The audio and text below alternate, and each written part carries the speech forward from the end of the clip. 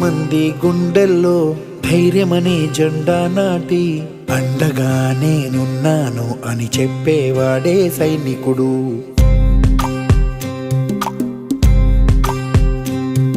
ఈ దేశమే నా ఇల్లంటూ అందరూ నా వాళ్ళంటూ కులం మతం భేదాలను భస్మం చేసేవాడే సైనికుడు.